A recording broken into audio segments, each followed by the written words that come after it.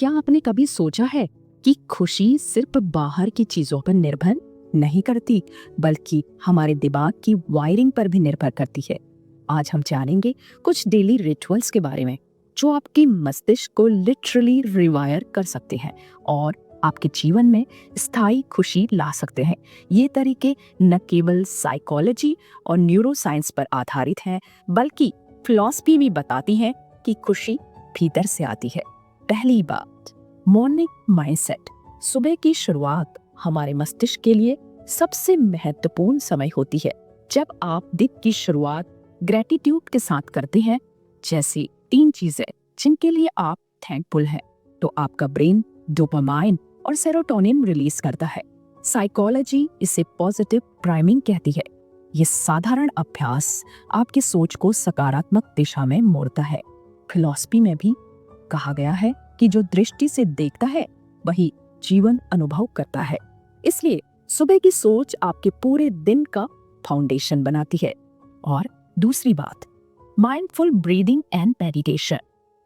मस्तिष्क को शांत करने का सबसे शक्तिशाली तरीका है माइंडफुल ब्रीदिंग। डेली 5 से 10 मिनट के लिए डीप ब्रीदिंग या मेडिटेशन करने से कॉर्टिसोल, स्ट्रेस हार्मोन कम होता है और प्रीफ्रंटल कॉर्टेक्स सक्रिय होता है, जो डिसीजन मेकिंग और इमोशनल रेगुलेशन में मदद करता है।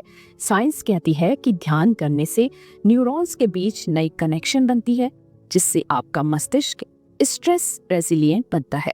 फिलॉसफी कहती है कि मन की शांति ही सच्ची स्वतंत्रता है।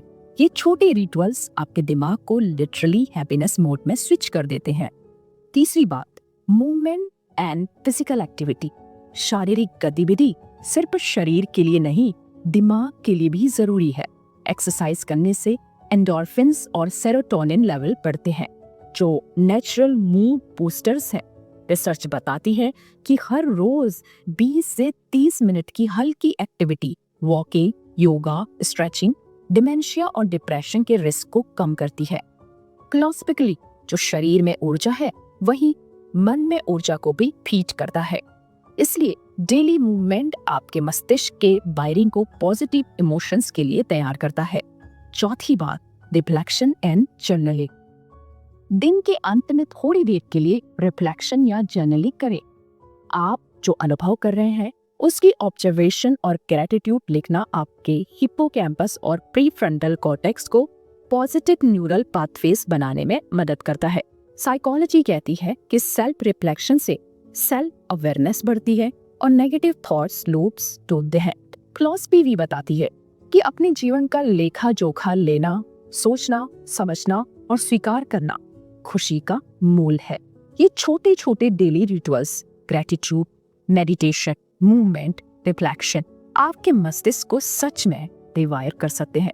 जब आप इन्हें रोज अपनाते हैं तो हैप्पीनेस सिर्फ एक फ्लीटिंग फीलिंग नहीं, बल्कि आपका डिफॉल्ट न्यूरल स्टेट बन जाती है। याद रखिए, खुश रहने का असली राज बाहर की परिस्थितियों में नहीं, बल्कि आपके अपने दिमाग और सोच में है।